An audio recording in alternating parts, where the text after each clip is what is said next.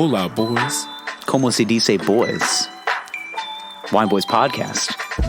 We're here to sell you merchandise. Wow. Go over to teespring.com/stores/The Wine Boys. Pick yourself up a bright and tight shirt for the summer. Ooh. I want to see it. I want to see his nipples. Nipples. And while you're at it, why don't you come see me do comedy? We're doing it. Live and in living color. Fulton, New York. Ooh. Just a stone's throw away from Syracuse. June 12th. CNY Performing Arts Center. Me, 5 of some of the best working comics in Central New York today. Ooh. Get your tickets while they last. Ooh. Last time I checked, we have only a few remaining, so please go get those. The link is at on my bio of my Instagram and Twitter, which is at the Zach Edward. Okay. You can find me in those places, and we're at Wine Boys Pod on Instagram and Twitter as well. To you, the good Lord and Savior. You will find me at Lord Gerald on the Instagrams and the Twitters. You can find me this weekend cutting my lawn again because that's what dads do. Boys, we have a wonderful show in store for you. We have a wonderful fuck. Yeah, exactly. And we're not cutting that one out. Boys, we love you.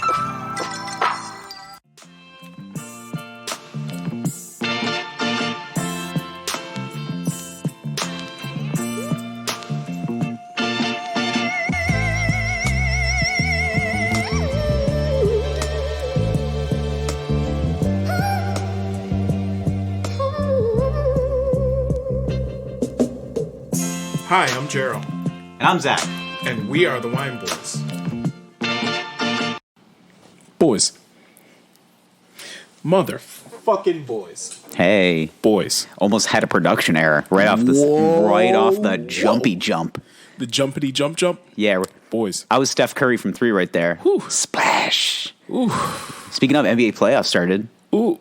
Oof. Yeah. No, you're right. Yeah, you're right. Yo, how do I? So here's, I'm not a big NBA fan. I love the playoffs though, especially this new play-in format that they're doing. Yeah. So basically, like the bottom 4 seeds in the Eastern and Western Conference, seeds 7 through 10, basically play one another. So 7 plays 10, 8 plays 9. Yes.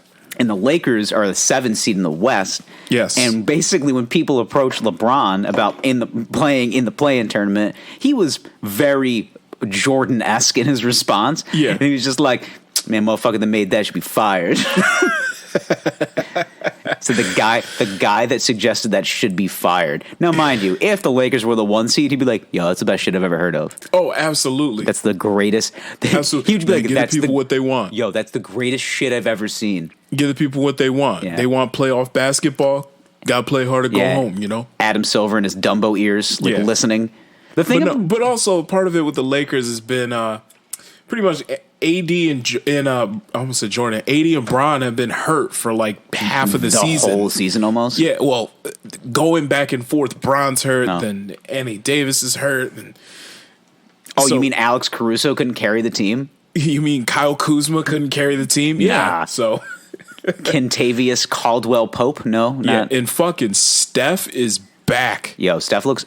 I flipped on that game the other night against, was it Memphis when they closed out? Yes, them to get when they clinched. Yeah, clinched the 8th seed. And he was 16 of 35 from the field. Yeah, basically the new mantra in Golden State is Steph's open. Pretty much. Yeah, regardless if he's not open, Steph's open. Yeah, I think he made 8 threes in that game. Took his shirt off after he made the last one. Give a fuck. And his skinny ass body. You know what I do? Yeah. Okay. I shoot. Yeah. It's not that hard. I'm not bodying anybody up here. The thing is, though, is that he's like really sleek when he gets in the lane, though. Like it doesn't look like a guy his size should have any sort of ability around the rim. No, not at all. But he is nice with it, though. Like in every fashion. Yes. Like, I know Steph's the most underrated player in the NBA. Oh, absolutely. Even though he's an MVP. Now, mind you, Golden State has fallen from grace. Obviously, since Kevin Durant decided he wanted to make another super team in another place.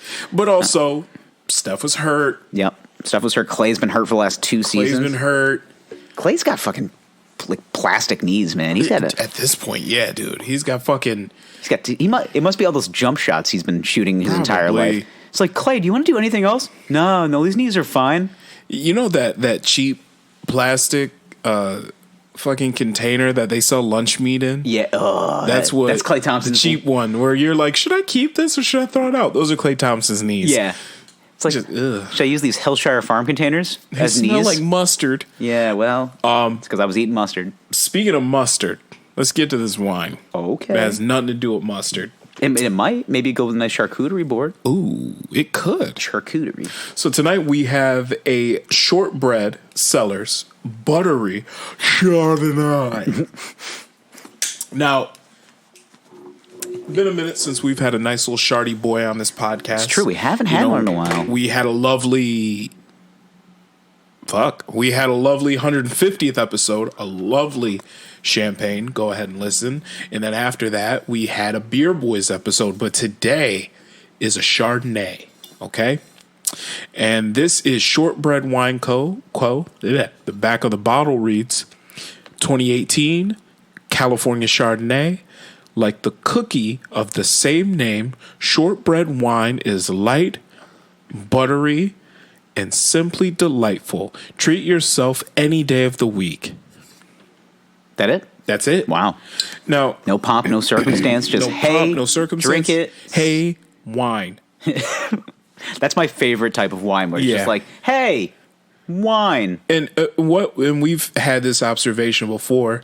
Usually, when you get a bottle of wine, and the back of it pretty much has like a short little 2 sentences. That's it, if that. Usually it's pretty good. Or they're hiding something. And it's just like, oh, this is NyQuil. Okay. Yeah. Like, all right. Young NyQuil. So this could be. Yo, shout out Young NyQuil. Shouts out Dayquil the Night Sleeper. Shout out Dayquil the Night Sleeper. Non-drowsy beats. NyQuil the Ghost. They sleeping on these beats. So pull your shit out. Let's Yo, first off, shout out Young Sleeping Bag. Shout out 285. Pull out. We got a twisty boy this evening. Pull out your glass and record the pour. Okay. You little whore. Jeez, stop. Yeah. You are being rather aggressive. Being Cuomo-y. Okay, listen. That's not harassment. Mm-hmm. Just because I made you feel a little uncomfortable doesn't make it harassment. Now watch this drive. Watch this drive. All right, let's get started. I started saying that over the weekend. I was drinking. I had some beers with a friend, and I was like, all right. So I finished this drink, and I shot the can. As I shot the can into the trash can, I said, "Now watch this drive."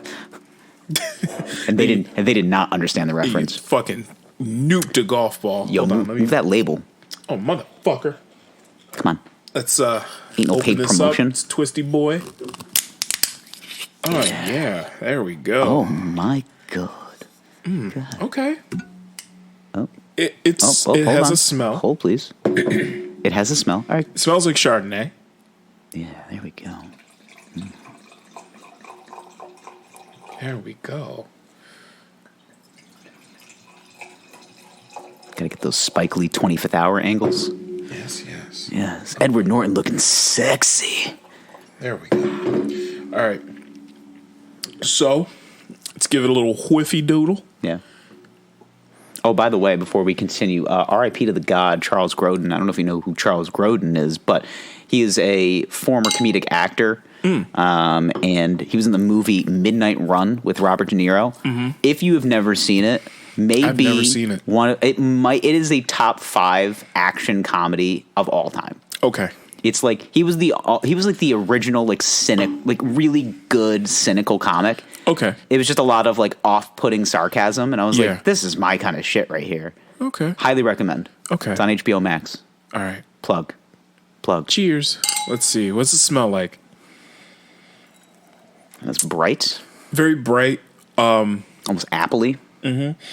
I'm getting melon. Mm-hmm. I'm getting butter. I'm getting some sort of like toffee-ish. Sure. Yeah, maybe. And let's take a sip. Let's see.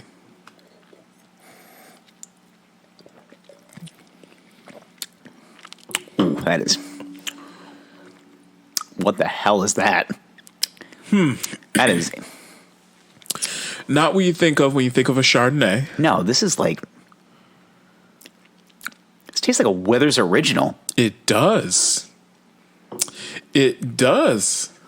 Why is it Toffee? Why does this taste like... Why does this taste like caramel? It does. It literally tastes like a Weathers original. I call it Withers. It tastes like a buttery toffee candy almost. Yeah. Not the same sweetness as a Werther's original, but definitely. I just wasn't expecting it to taste like this. No. But you know what? It's. I mean, I don't think I can drink a lot of this. It's okay. I mean, yeah. It's very much a would consider. Mm-hmm. Like if I've got a friend who's like, I like sweet wine, but I don't want like a Moscato. Or this is it. I mean, mind you, it's called Shortbread, so it's like if this ain't sweet. Yeah. It does definitely have a toffee quality to it. This is not my shit though. Like it's too sweet. Kind of enjoying it, not gonna lie. Well, you've got Kool-Aid running through your veins. Mm-hmm. No offense. That's just something you said before. I'm sorry. Did I say something? Up, you're making it weird. Okay. I grew up cherry. It's cherry Kool-Aid. drinking Kool-Aid, and this is a this isn't bad. This not bad at all, really. Not that bad. It's not bad at all. It's just too sweet for my palate. Okay. Like I like bone dry wine. I am a like Cabernet, Sauvignon, Franc. I like a good Pinot Noir. Yeah. So, but I drink this, and it's buttery. Mm-hmm. I get a toffee quality to it. Little oaky in there. little oaky boy. Little oaky dokie. Yeah, I don't actually know where this is. Oh, there it is. It doesn't say exactly where this is located, but it's Santa Rosa, California. So this is Shortbread Cellars, Buttery Chardonnay from Santa Rosa, California. It is a 100% Chardonnay.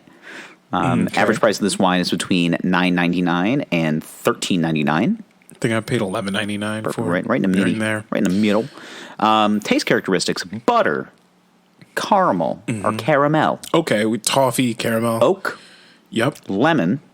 No. Honey. I didn't get that. And smoky notes. We're pretty good though. I think I would say because butter and caramel, you think Weathers original. Okay. Yeah. And then just kind of like it's just super like florally and sweet. Mm-hmm. I like the way that it like the mouthfeel. It's nice. It's just too sweet for me. It's got a thick, heavy, dense, almost like there's some nice tannic feeling on the back of the palate. Usually when I get a good Chardonnay, especially a good oaky one, you kind of get like that stringent feeling on the back of your jaw. Yeah. This one, not so much. Yeah. You know? Yeah. But like that like caramel flavor, it's like boom. It's like the first thing you get. And it's like, whoa, that is. It's either super off-putting to some, or people would be like, oh, I kind of like this. Yeah. It's almost dessert wine. Yeah, almost. yeah. This is definitely a dessert wine. This is. Yeah. This wouldn't be like an aperitif or anything like that. You want something that's. This is like after I brought wine, shouldn't have it during the meal. No. Like this is after we're sitting on the couch watching The Bachelorette, eating dark chocolate and drinking this. Sipping chocolate strawberries. Chocolate strawberries. Yes. If you were to pair this with food, the suggestion is pork. Really? Yep. Yeah, I guess. Yeah, like lean. Pork tacos. Yeah, pork tacos. Carnitas. Rich fish, muscly fish like salmon or tuna. Sure. Vegetarian, lame. And poultry. Okay. So basically white meat or fleshy fish. Yeah. Or pork. Or some sort of vegetable medley. Pork sandwiches. I always love... That's my favorite thing, is when a wine gives you like almost too specific...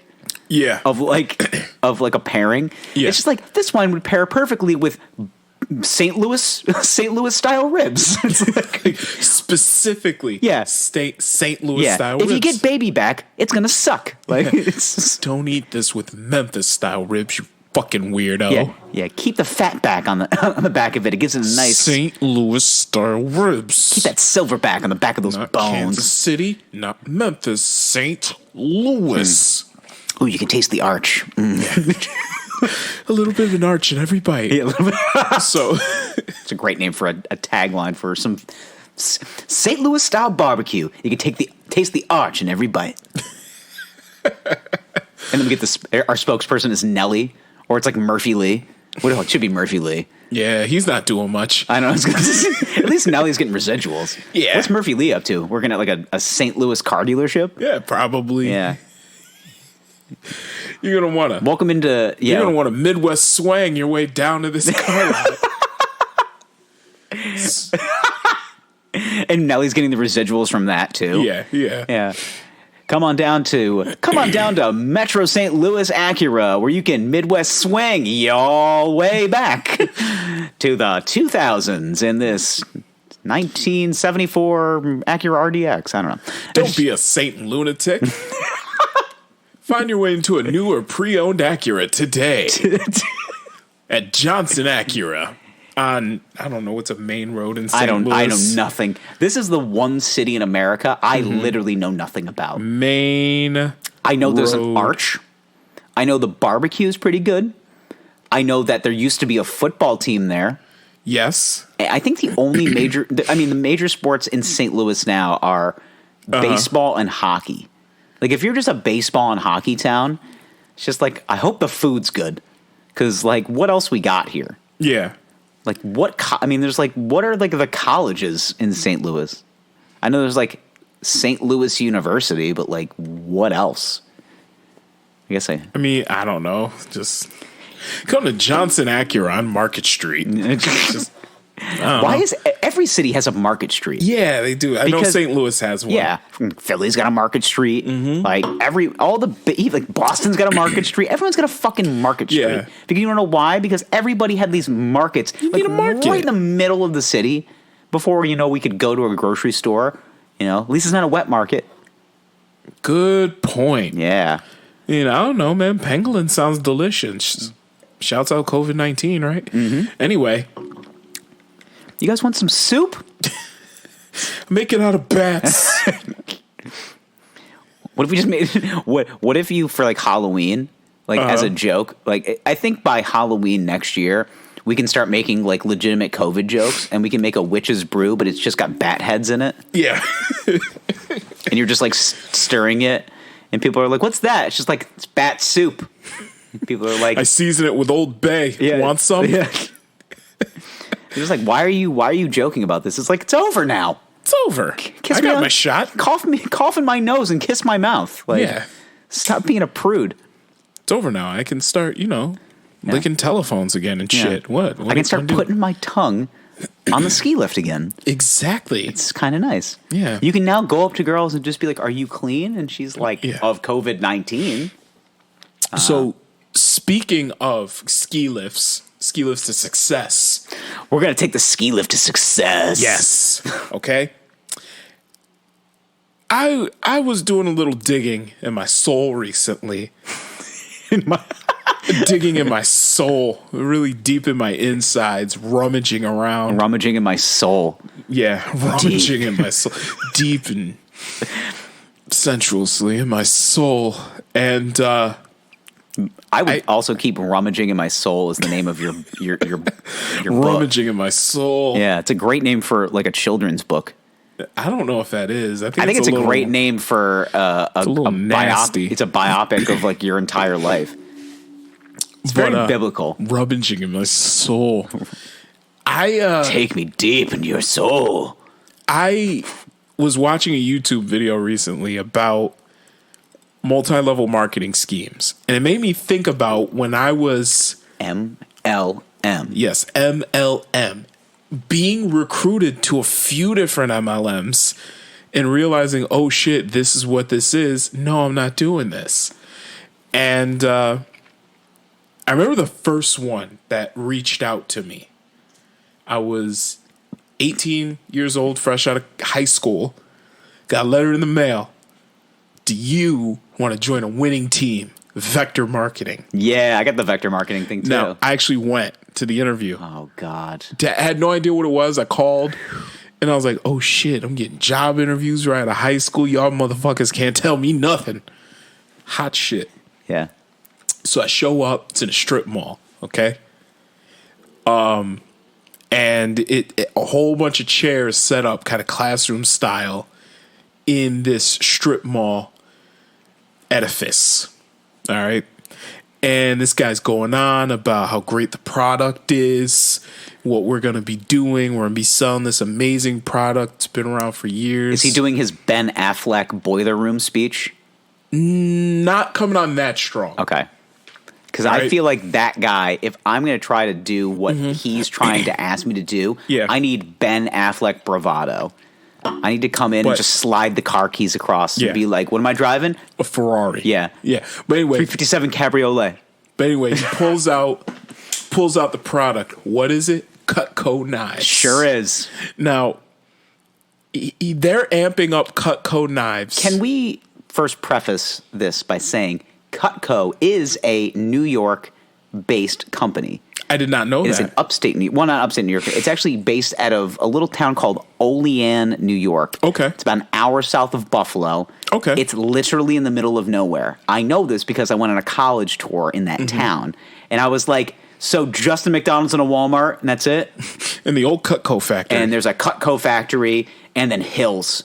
Yeah. And a college where, based on what my friend told me, they fucking party. And because that's all they can do. It was a Franciscan college. So I walked around this campus looking at friars walking up and down the campus. Yeah. And I'm just like, so you guys fucking party here? Yeah. Like with these churchmen walking around? These churchmen walking around the campus up and down? Hey there, my fellow churchmen.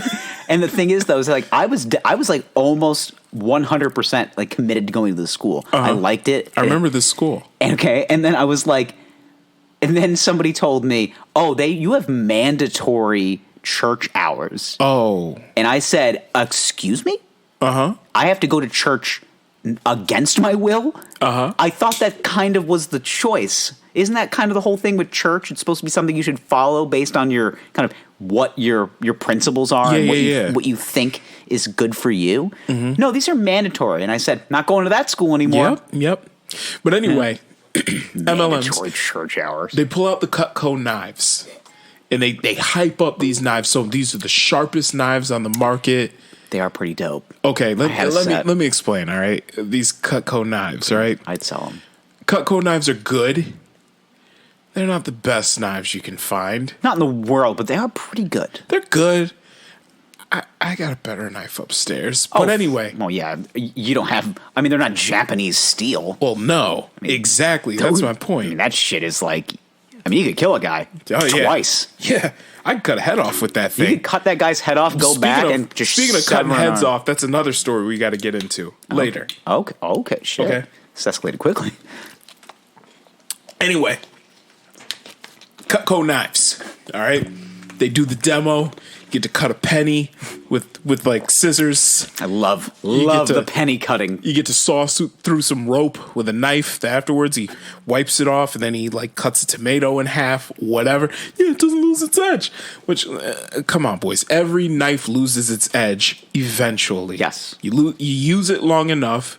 It's just physics. It's gonna lose its edge, and then you have to resharpen it, and then it's fine again. But anyway, the guy asks some questions, and then he starts the one-on-one interview process. Okay? Now, there's some red flags here. One, there's no salary or hourly pay, nothing like that. No bennies, nothing. But it's 100% commission of every knife set you sell. However, they strongly encourage you to buy a demo set of knives so you can demo the product in front of people. They don't give you a set of knives to demo. No. You have to buy it. And they're not cheap. The demo set, I believe, was like $250. Oh, that's actually cheaper than what I've been told. I was told they were like $750. It wasn't. I remember it being like $250, and this was in like 2008. Yeah, I think So- I think with inflation, these are up to about $750 now. So it's about $4,000 now. Yeah, So anyway, I go. He also talks about how he doesn't want anybody selling door to door. However, market toward your family, your friends, family friends, aunts, uncles, cousins. You know, you play Uncle Junebug, all those people. Then I go in for the one-on-one interview. I talk to the guy. He says, you seem pretty responsive. Think you'd be a really good fit here at Vector Marketing. And I just want to say to you, welcome to Vector. And I shake his hand with the enthusiasm of an 18-year-old hairless Gerald.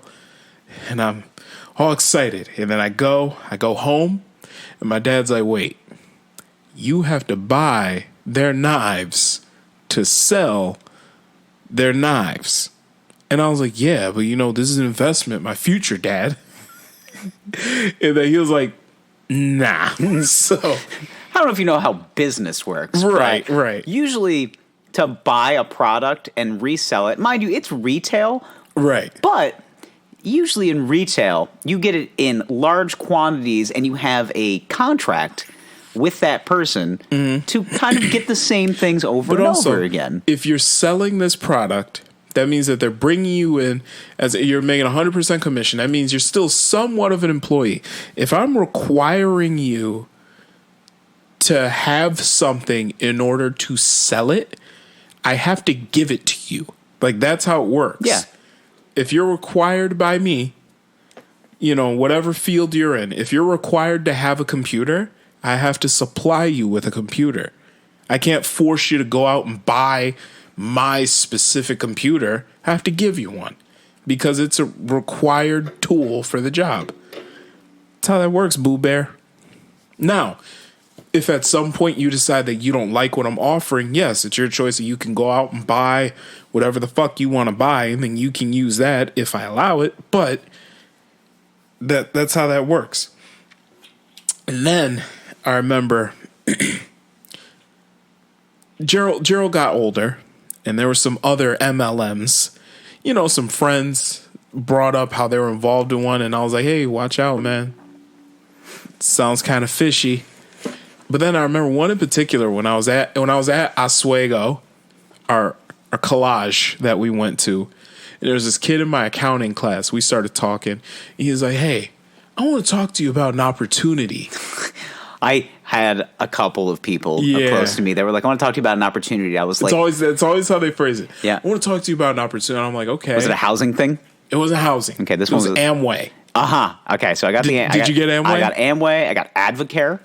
Okay. And then there was which, by the way, I always knew Amway was a big company. I had no idea that they operated an MLM.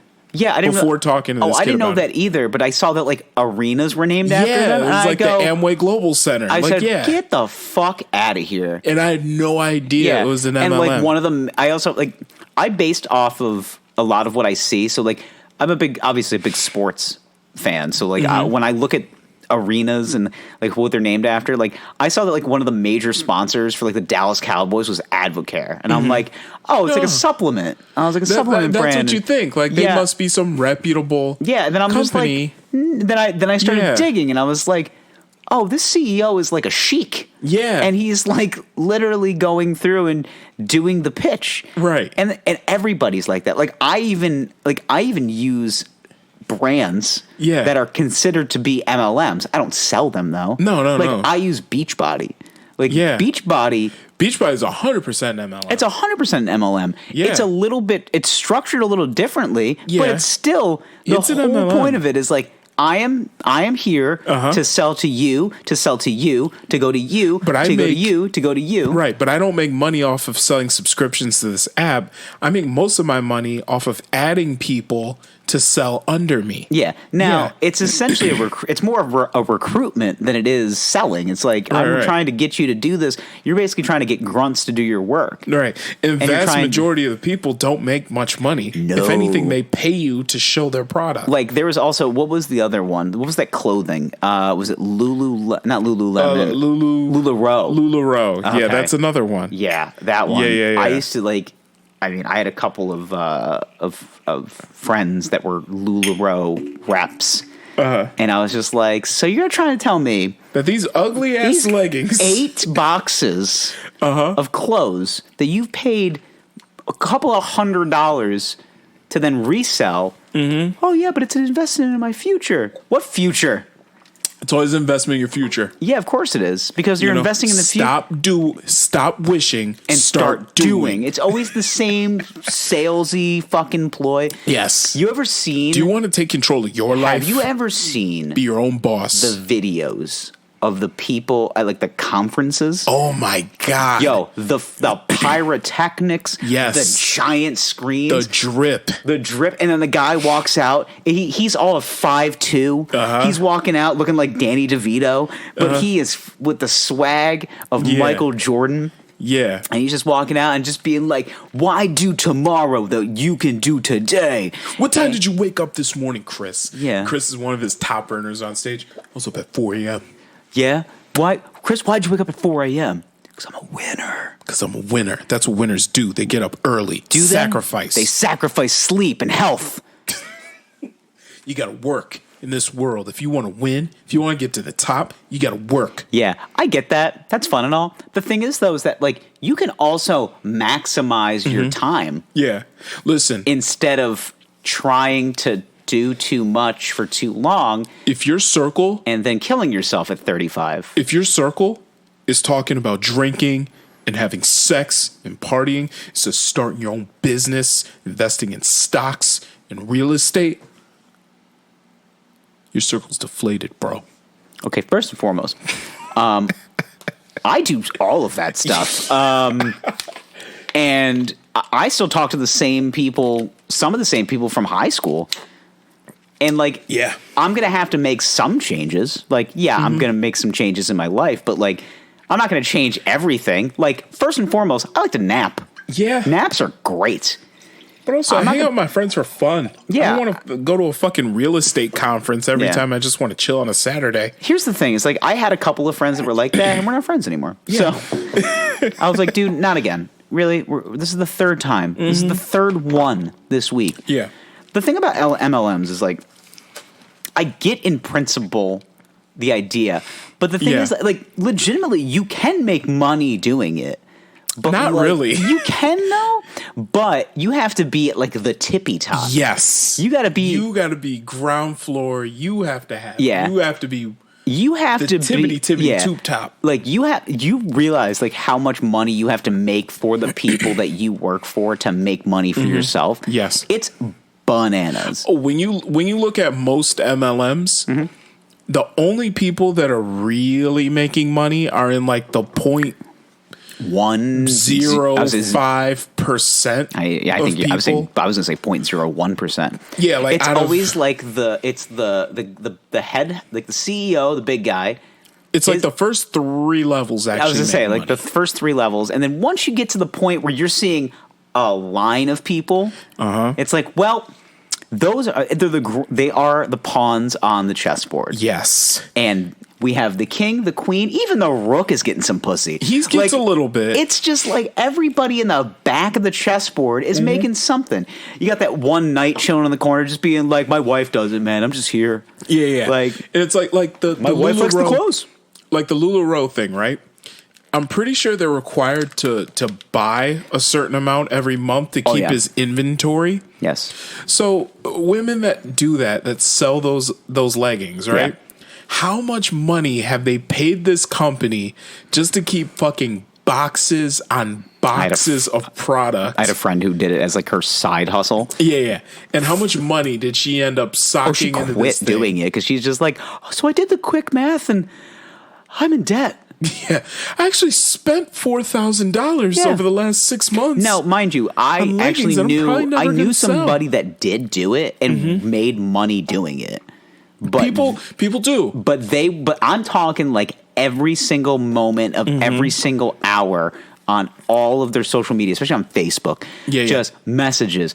I'm going to do a flash sale, and then I'm going to do this. Full-time job. It's beyond a full-time job. It's like 9 to 10 hour days, and I'm like, I mean, you're running your own business, but like if you just consolidated the money that you were buying with those clothes and like got a loan and started your own clothing thing? Like maybe if you you're buying these clothes, maybe if you just like quit your job and opened a store and hired people to run that store, and then you could make money like that, selling clothes. Yeah, exactly what you wanted to do, except you're not going through this supplier that is trying to exploit and leech off of who's probably selling you all these leggings at damn near retail.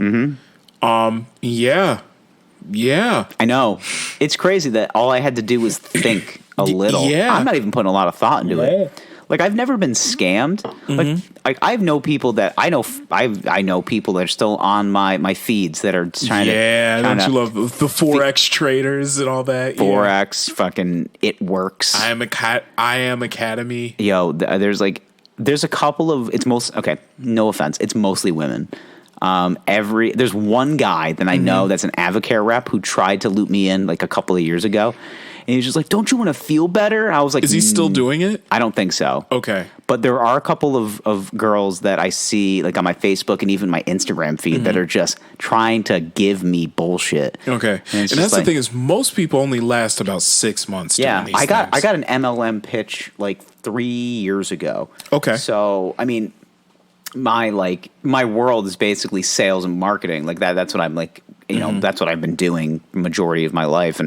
And I got what I thought was going to be a meeting with a potential client. Yeah. So, but it was like at his house and I'm like, it's either going to go, okay, it's going to go, it's going to go the Epstein route. It's going to go one of two ways. The Weinstein route. I was going to say, it's going to go one of two ways. Okay.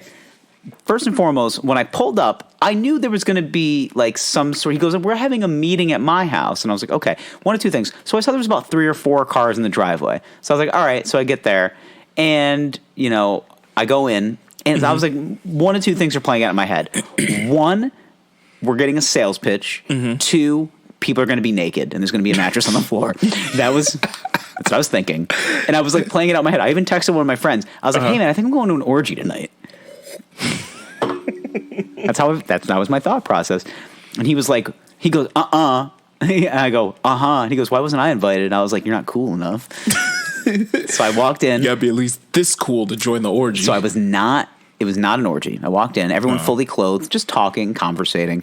He goes into the refrigerator and pulls out definitely a product that he planted in the refrigerator to pull out and pour into a glass. And I go, this is a multi-level marketing pitch. As soon as you see the generic-looking energy drink. Yep. It was like some type of like, it was like green product this. And I'm he goes, this is so natural great. Energy. It's got amino acids. And I was like, motherfucker. Yeah. Like that was exactly. BCAAs. And I said, you know what? Not to be rude, I'm going to just stay and stick it out. Okay. There was another person there that was also like in my field of work. I go, hey, how you doing? Got tricked into this too, huh? So we're there. We're just, and basically he does his pitch. And it's like 30 minutes of my life that I'll never get back. Of course. And I watch it. And then the thing is though, is that like when they're doing, like he started the pitch with saying, this is not an MLM and it's not a pyramid scheme. And then when they're describing the levels, when and it gets draws the structure of the organization. When it gets to the end of it, I go, that's a fucking pyramid. They're all pyramid schemes. I want him just to be like, no, it's just a big triangle. Now, for the uninitiated boys, the difference between a pyramid scheme and a multi-level marketing scheme is there's a physical product that you sell versus pyramid scheme. There is no physical product. Motherfucker. Say, turn your beeps off. Jesus Christ. Anyway, yes, so with a multi-level marketing scheme, there's actually a physical there's some sort of product that you sell. The problem is with these is that you have to recruit people to work under you to actually make money. And most of the time you make more money recruiting people to work under you than you would if you just sold the product and did nothing else. So, but I remember the one guy that recruited me when we were in college for Amway. He brings me in to a conference room at campus. He starts writing stuff on the whiteboard, trying to look smart as he possibly can. And he's like, all right, what does... He's like, Dr. Dre, okay? Brilliant man. Really? We're starting with Dr. Dre. We're starting with Dr. Dre. That's Brilliant me, man. Yeah, that's me being like, Jay-Z, what do we have in common? I'm not black. But he says, Dr. Dre, all right? Brilliant producer, innovator, headphones, so on and so forth. Headphones. Okay? If that 50 Cent. If that was the pitch. He says Eminem. Who is Eminem to Dr. Dre? And I was like, well, he signed him. And he says, yes, signed the Aftermath. So that means everything Eminem releases, Dr. Dre gets a piece of it. But Eminem, successful in his own right. Hold on, I'm getting some feedback. Actually, I just got a little too. What did you do? I don't know what I did. Stop picking. I think it's this rubber band. Picking at the microphone.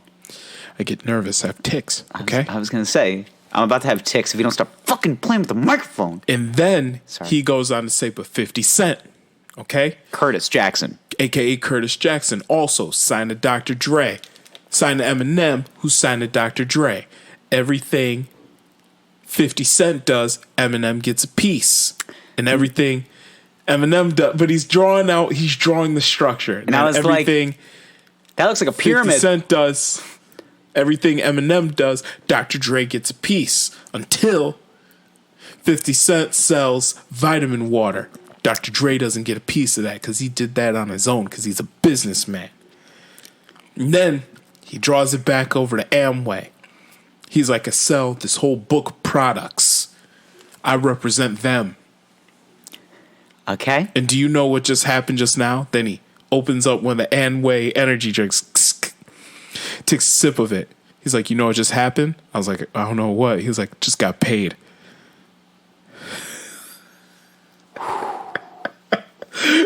You can tell in his mind. He felt so good about that. In his mind, he dropped the mic. I was like, all right, man.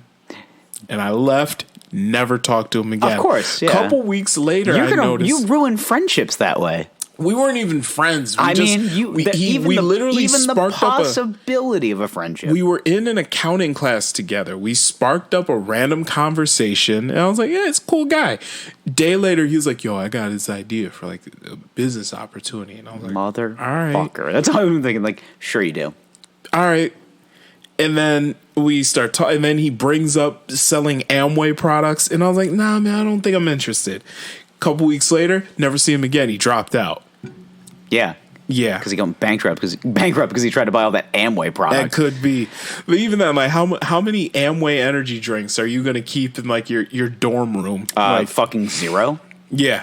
I used to have I had a girlfriend in college whose roommate was a Monster Energy rep. Ooh. Now, mind you, that's not a multi-level marketing scheme. Was she like a bar bottle girl? One of the ones that they pay to like show up at bars and like wear something tight. Basically, but she was like that version from Monster Energy. And I walked into their room one day, and I swear to God, Monster, 58 cases of Monster are coming. Now, mind you, a dorm room closet, not very big. Mm-mm. What I thought were going to be clothes in there, boxes upon boxes of Monster Energy. Every flavor, size, description, everything. That's where I learned about the Java flavor. And I was like, that has... Monster Java, butt fuck your thirst. Yeah, that's right. How energized do you want to be? How about coffee with energy, lightning energy? Yeah. Spit on this energy dick and butt fuck your thirst. That's essentially the ad. Yeah. No lube, no problem. Spit on the energy dick. Butt fuck your thirst.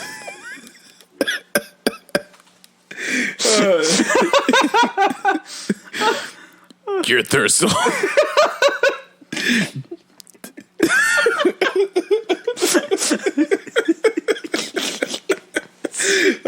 Spit on your energy dick and butt fuck your thirst. Oh man. May be the greatest sentence ever uttered in the history of time. Oh man. Oh my God. I heard. Your thirst will beg for mercy. From this power fucking. Painal energy.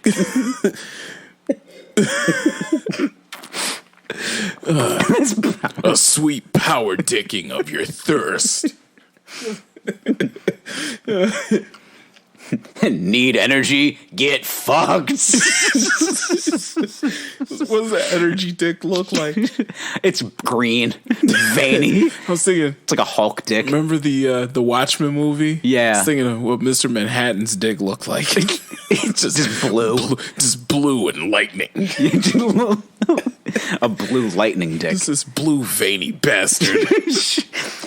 You know what the funny thing is though? Is like I saw that. That's a long movie. Uh-huh. I liked the origin story of the Watchmen. Like I never read the graphic novels, but like I knew the background of it. I was like, I'm gonna go see this movie in the theater. I know it's like 4.5 hours long. Mm-hmm. It's 2:58. I think it was. It was a runtime. It was 2 hours and 58 minutes. And I took a girl, and it was like I think it was 19. And I thought I went with you to see that. No, I took a lady friend, and it was college. So yeah. I went with her. I was like, I'm going to impress this girl with my knowledge of superheroes. And we go to this movie, and it was an 8:00 movie, so it was like an hour and a half in. I'm getting a little sleepy, and then finally, like Dr. Manhattan is like naked and glowing, and audibly I just go, "Dick." Like it's just like I automatically as they're mowing down that Vietnamese village. Exactly. Yeah. I was like, "That's a penis," and everybody around me like looked at me, and I was like, "What? It's a big blue dick." It's a big blue dick. What was I supposed to say? And the girl started. Luckily, she had a sense of humor, and she was like, "I mean, I was going to say the same thing," and I was like, "Thanks for just letting me take the hit on this." But let me tell you, I saw that movie. I was also. I saw this movie in theaters as well. It's a pretty good movie. It's a good movie, but it's long. And for a superhero movie. And some friends smoked some marijuanas before going to see this movie. Yeah, I was not with you. We got high as giraffes pussy. Great movie for it, though. And the first fight scene, which was really good. Was that in the prison? No, it was in the apartment.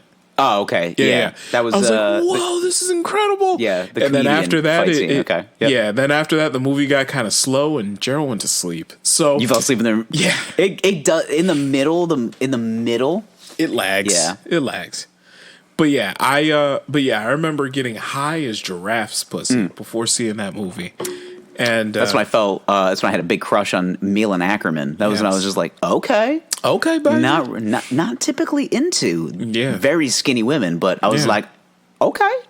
But speaking of gory superhero movies, I guess we kind of wrapped up our MLM. Thing, unless there was anything else you want to say. No, moral of the story is don't do it. Don't do it. But what I would love to do is I kind of want to get like I don't know, probably insider baseball on this one, but like I kind of want to be approached by somebody. I haven't been approached in a little while because I think people see that like I'm a comic and they're like, no, I'm not being part of your joke. Yeah, but I'd love for them to pitch me on it so I can go. Oh no, I'd like to go. And then for us to just like sit in the back of the room and just kind of like twiddle our thumbs and just wait for the opportunity and just like call them out. You have unlimited earning potential. And I'll just be like, ha! Yeah, unlimited earning potential. So that means I'm going to pay you to sell this. Yeah. Cool, man. Cool. So, but speaking of murdering your thirst. You're not murdering your thirst. You're butt fucking your thirst. Butt fucking your thirst. Spit on your energy dick and butt fuck your thirst. So I can't wait to make that commercial. Last weekend, me and the family sitting around the table. The fam sitting around the table after Sunday dinner, and my wife starts talking about Sunday supper. My wife starts talking about, women, you fucking chicks, man, love murder porn. Some podcast she's listening to about serial killers and shit, because women love that stuff. They love murder. Well, because and rape and that's the thing is because they want to make sure that their husband is safe. Yeah, but they also don't want to kill him. I think it's the idea of like this could happen to me. Yes, and that too. But they also want to figure out a plan if they needed to feed their husband, lighter fluid in his coffee. Exactly. Or, or windshield water. What was the lady from here that killed her husband? What did she microdose him with? I don't know. Was it? I didn't hear about this one. Oh, you don't remember was it the Black Widow killer? You don't remember this story? She's from like right down the street. Oh shit. I think she was feeding him.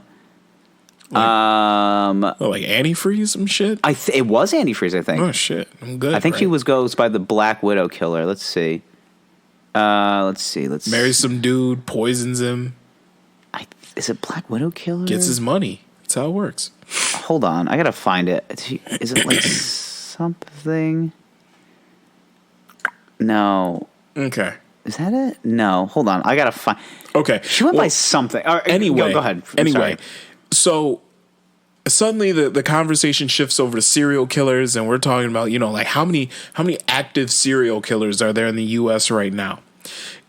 Which there are actually statistics out there yet. Just guys that haven't been caught yet, and they've been able to figure out, like these crimes are definitely linked. It's the same guy doing them. We just don't know who it is.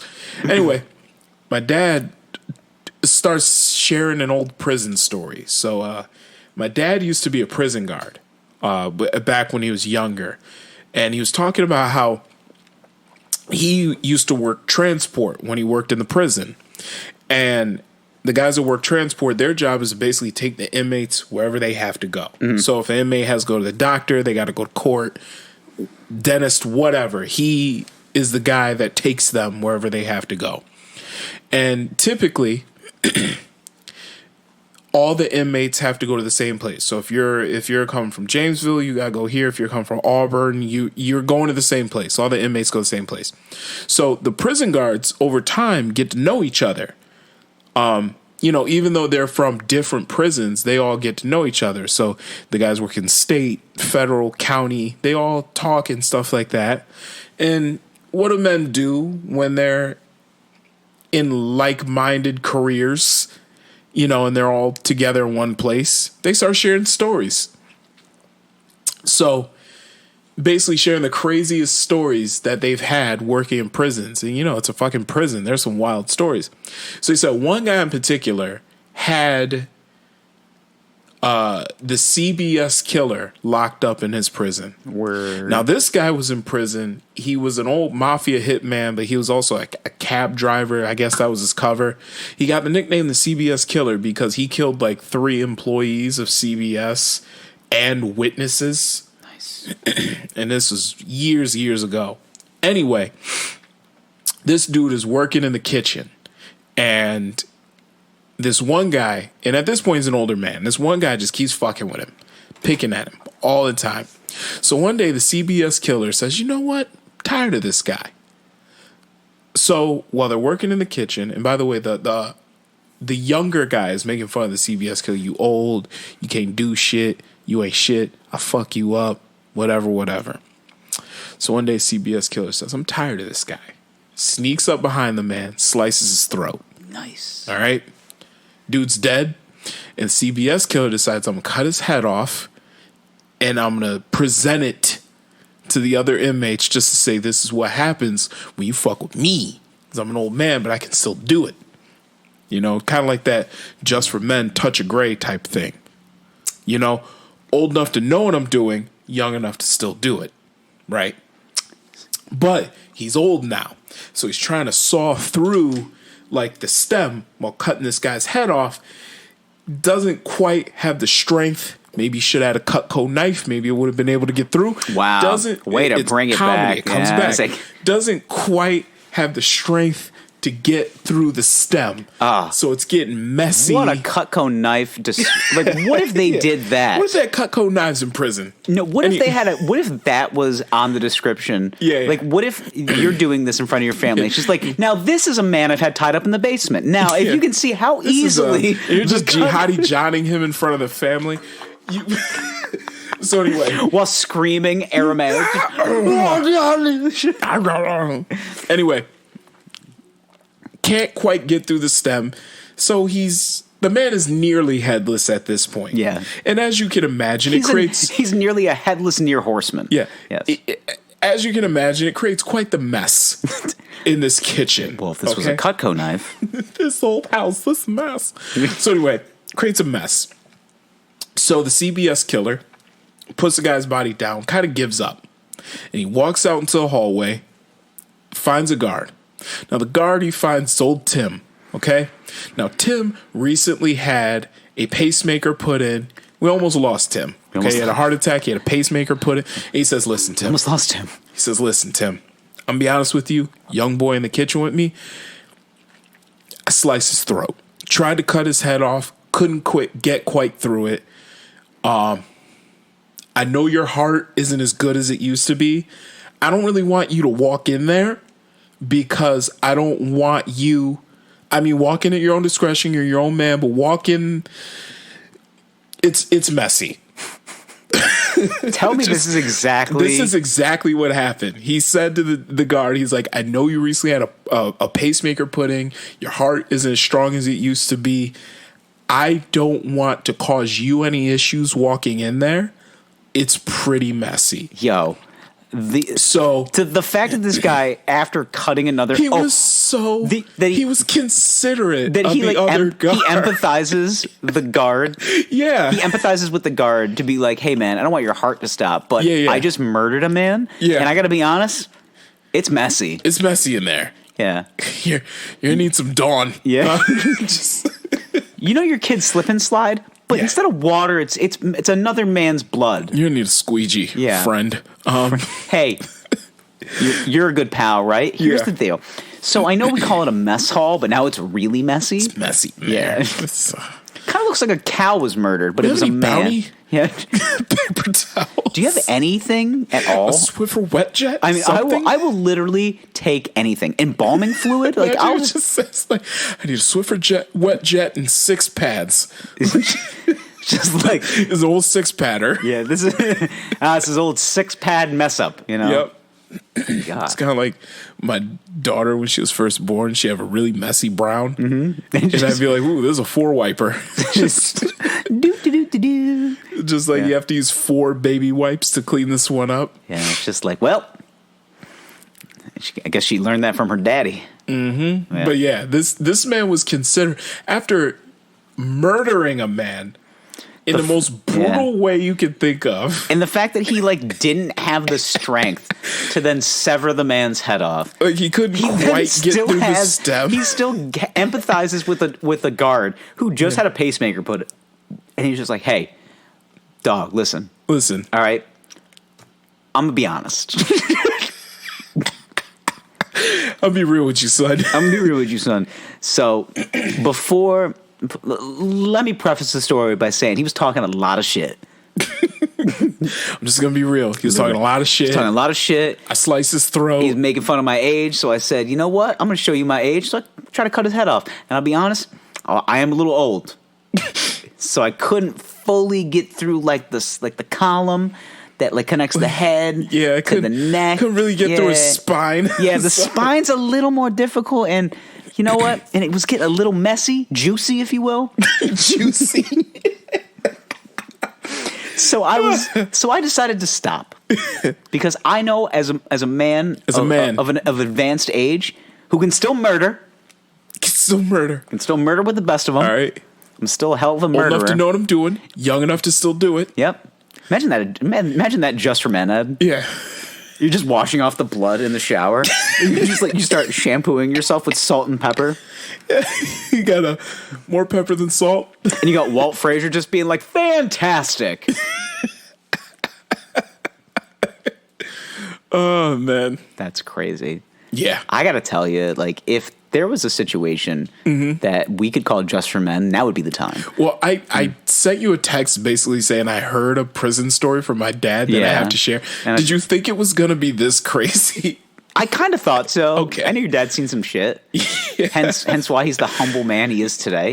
It's kind of like when people talk about how like they have like a grandparent or like a parent that was in the war. Yeah. Like every now and then they just drop a fucking dinger on you. That's my pop-up was like that. Like, Yeah. he was Yeah, so I killed some 14-year-old. he was in Korea. We'd just be watching sports. Like, I'd be 7 and we're just watching football. And then like some guy would make a great form tackle and he goes, reminds me of Korea. It's just like, oh yeah, why? He's just like, well, sometimes you had to take a man down and cut his head off. Like deadpan. Just like that. Just a simple statement. Sometimes you had to tackle a man and cut his head off. Then he takes a sip of his Schlitz. Oh, yeah. No, he took a sip of... He had a Budweiser. Okay. Took a sip of Budweiser. Went back to watching the game as if he didn't just tell me he murdered a man. Or 43. Oh, he had a body count. Yeah. My guy got a Medal of Honor from...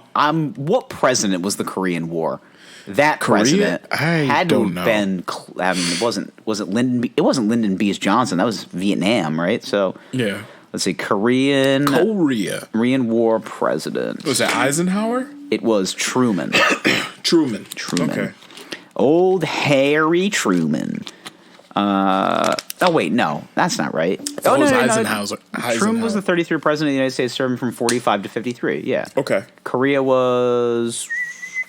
Yeah. Oh, no, you're right. It was Eisenhower. Old Ike. So, President Truman committed the United States air, ground, and naval forces to combine the United Nations, which forced the assistance to the Republic of Korea in its defense. So maybe it was Truman. It's probably both. I think it was it might have been the Eisenhower administration that started the shit. Okay. And then old Truey boy had to go in and save the day. Yeah. Now, President Truman orders U.S. forces into Korea. Yeah, Truman first, then Eisenhower. Okay, so Yeah. regardless, just a couple of old white guys making decisions for the world. Yep. So, but like that's the thing about old guys that went to war. Like, they're some of my favorite people. Like, I've told you some stories even on this podcast. Like, I love going to VFWs, mostly because of the cheap drinks.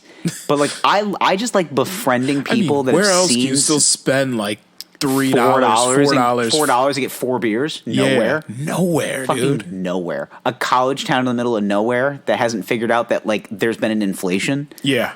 But who still has basically a very loose no mask policy. Yeah, they're not enforcing that. Yeah, there's more bears than banks in those towns.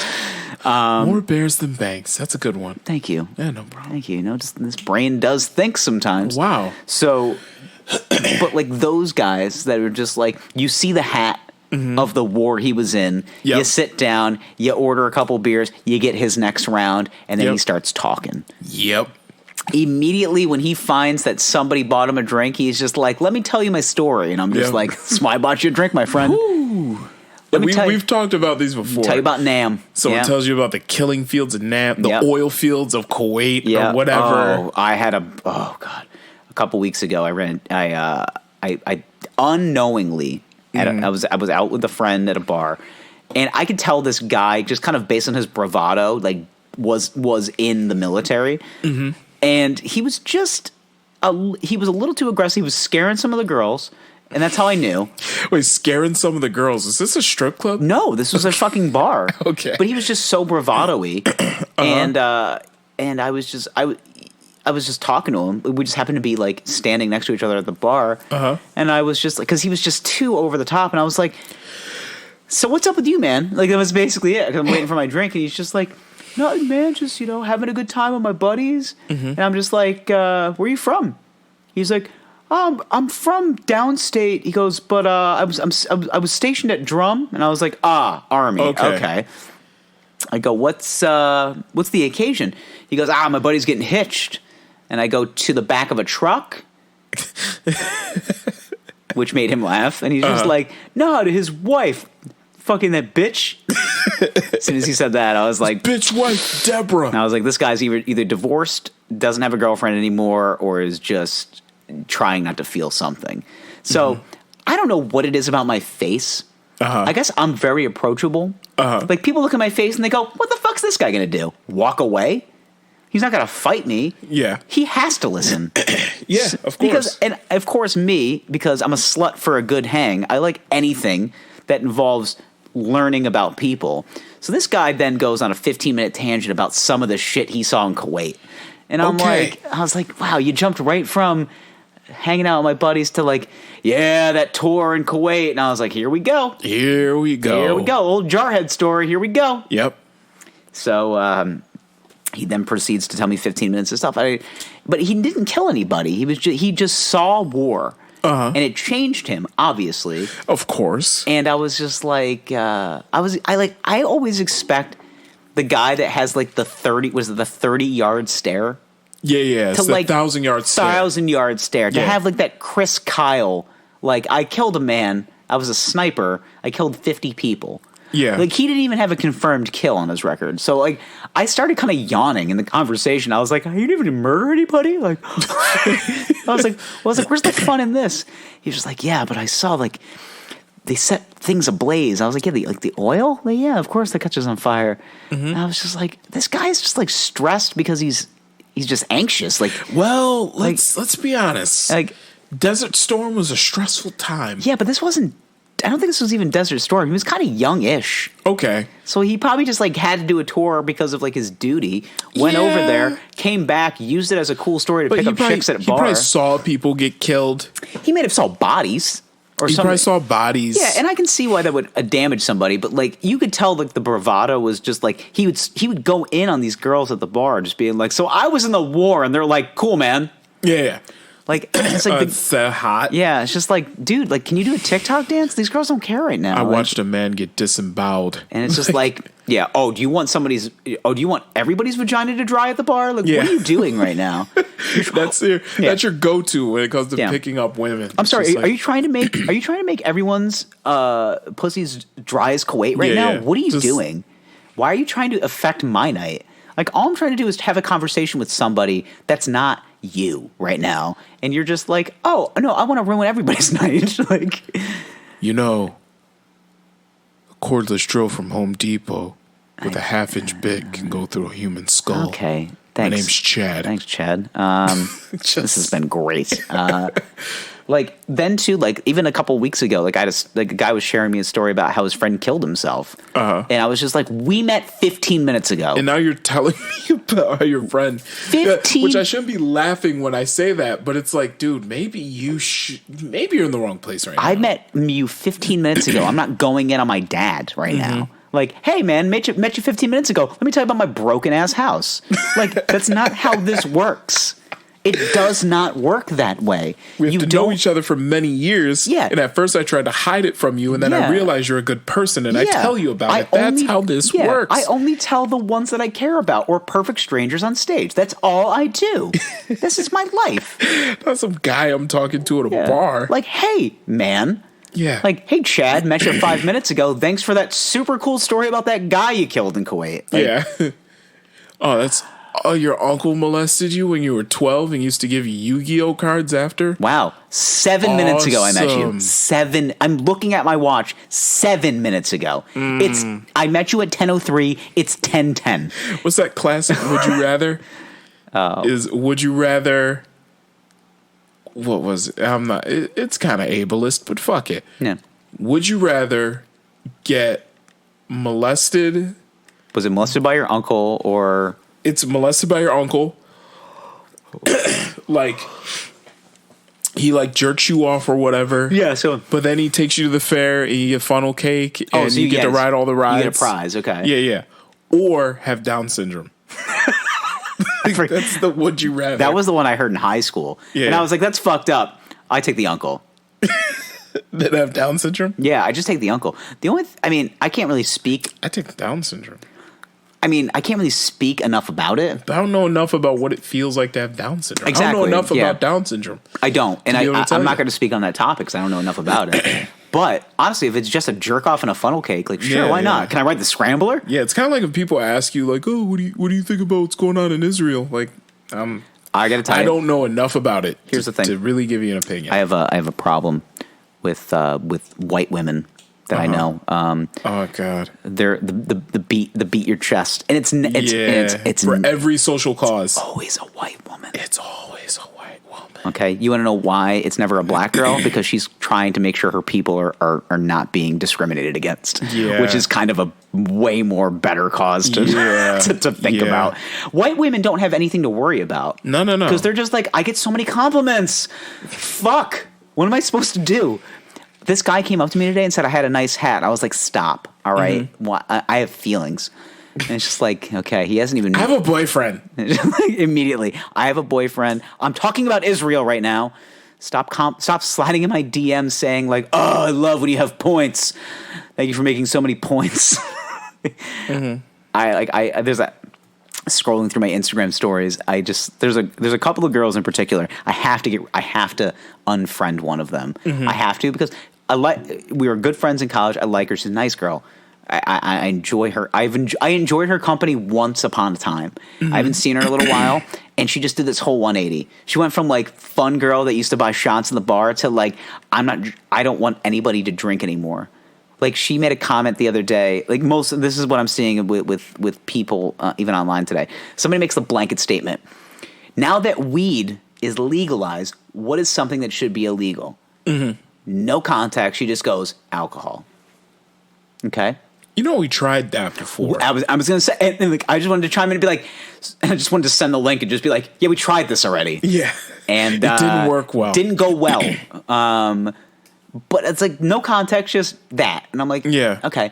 And then she'll post things about Israel, and then she'll post things about, like, always, like, whenever Biden doesn't do something that he exactly promised during the campaign trail, because I don't know if you know anything about politicians, but they lie a lot. Yeah, because it's rare, but like an MLM, they lie to make you buy shit that you don't need, to try to sell people shit that they don't need. There's definitely some deceptive sales tactics there. The original MLM is Capitol Hill. Yeah, absolutely. Oh my God! But I love seeing people on social media posting. Mostly this time around, you're seeing pro Palestine stuff. Pro Palestine, yep. Yeah, and listen, I understand it, because Israel is definitely mostly taken over. Yeah. That entire country. It's not really Palestine anymore. It's pretty much. But when they bombed when they bombed the AP building, or not the actual AP building, but building where that stationed all of those journalists. And I've read a little bit about it, and I've tried to kind of read both sides just to see the point. And I'm like, this is so complicated, and it's been going on for so long. I'm like, to be totally honest, I feel like they've been fighting for 1,000 years. Yeah, and I'm like, to be totally honest, this is so layered, and there's just so much here. I'm like, I really don't know enough to really form an opinion. I see the point with pro-Palestine, but then I also see I kind of see both points, and I'm like, this is just too. Well, the thing is, complex. But people just need to have an opinion on something. Like, I'm guilty of it too. Like, if there's a specific hashtag that it's just like, maybe I'll get a follower out of this. Yeah, let's say something. Yeah, but I'm like, I'm reading this, and I'm like, I stay away from the shit that I know nothing about. Yeah, but the people that like dig into it, it's like, dog, like, you don't know anything about this. And if I asked you a question about it, you'd be like, block. Probably. Yeah. Like, I don't know. What do I do? Block. Yeah. That's but not. Honestly, I'm just reading that. I'm like, this, because I noticed everybody is like talking about this on social media. And I'm like, this is just too fucking layered for me to and there's been, and I can't say it's as cut and dry as like the fucking, black people getting killed by the police. Like, this is just too. Yeah. There's so many different avenues. Like, there's religion, there's economy. Yeah, there's like same amount of land. That's been, and all the. Yeah, there's geography based on this. Like, there just seems like they just haven't had a good conversation. It's like a husband and wife that have been married for a long time. Yeah, and they're just like sitting at dinner and they just don't speak.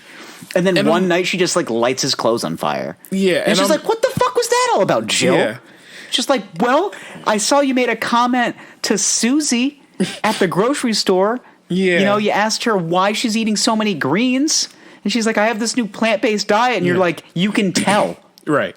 And then the U.S. jumps in and says, let's have a two-state solution. And neither side both sides are pretty much like, nah, fuck that. We want it all or nothing. No, let's fight. Right. And then they start fighting again. And I'm like, let's just have Mortal Kombat. This is complicated, let's have 1v1. Let's figure it out. And the loser gets his head ripped off. Duke it out. Yeah. So, but or his head slowly chopped off to the point where like carpal tunnel or something kicks in. Yeah. And you're just like, fuck. You're like, fuck. I mean, he's dead. This spinal column is super tough. Dead. Let me tell Tim before he croaks. Like Tim. Tim Word. Hey, Timothy. Timmy Tan. Listen. Big time Timmy Jim. Listen. Wait, what? Big time Timmy Jim. Big time Timmy Jim. Timmy Jim, listen. So Timojin Heap. I know you got mess hall duty tonight. Now, I don't want to be a drag.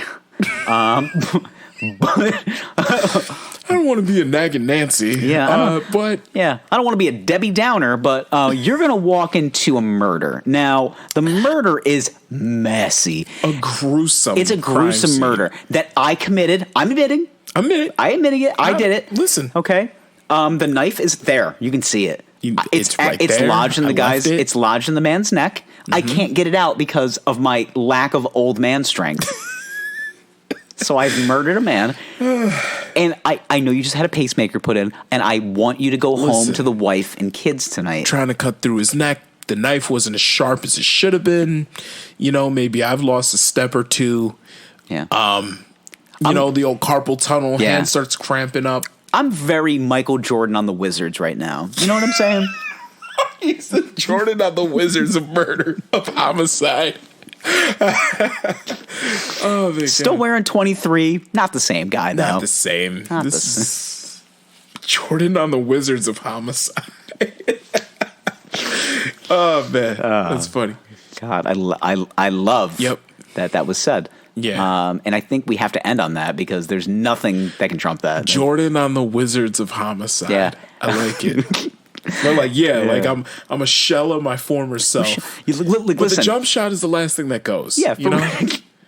And my version of the jump shot is severing a man's head clean off. It's a 40-year-old Michael Jordan on the Wizards. Yeah, I simply can't. How old was he at the time when he played the Wizards? I think he was 40. Let's just, for the sake of argument, Michael Jordan. This thing is Jordan on the Wizards was actually good. I mean, it was still Michael Jordan. He was still Michael Jordan, but he wasn't dunking or anything like that. Yeah. So Michael Jordan.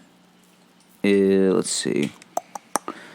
Michael Jordan, blah, blah, blah, blah, blah. From 2001 to 2003, he played on the Wizards. So he retired from Chicago. So what year was he born? He was born in 1963. 63. So he's 58. Okay, and he played from 01 to 03? He played from 01 to 03. Okay, so his late 30s to 40. Yeah, he was 40 years old when he last left. Season. So he's 38. So he was 38. That's after a 3-year hiatus. Yes. So he retired at 35. Yep. And then came with back 6 championships. And then was just like, I got the itch. Yeah. I got to come back. Yeah, got to come back. And, you know, I want to see like stats. That's what I'm more curious about. I mean, all I'm going to say is Vince Carter played till he was 52. Yo, he's still playing, in fact. He's in a park somewhere right now as we speak. No. I can't believe I remember, I always come back to this. Like those Nets teams, like those early 2000s Nets teams, like why didn't you win anything? Right. Like, Jason Kidd, Vince Carter, fucking Kenyon Martin. Let's throw in Kerry Kittles on the tail end of his career, but still, couldn't do it. It's just like, why the fuck aren't you winning? No idea, man. Also, I'm stealing this bit. I did a great show last week in Rochester. Shout out to Comedy at the Carlson in Rochester. Really good time. This one of the comics did this great bit about how he used to be an athlete, and then he realized that like he was idolizing his favorite player, his favorite white point guard Jason Kidd, which then he realized Jason Kidd's black. Yeah. I was like, Jason Kidd's not white. And that's the thing is that he goes, he's light-skinned, but he ain't. But that was the thing. He goes, I used to play this off. He goes, I used to be like, I'm Jason Kidd. He goes, he's my favorite point. He goes, he's my favorite player in the NBA because, you know, him and I have very similar attributes. We're white. and then he's just like, and then I realized Jason Kidd's black. And he goes, and that changed the whole dynamic of my relationship with Jason Kidd. A man he's never met. Yeah, he was just... All right.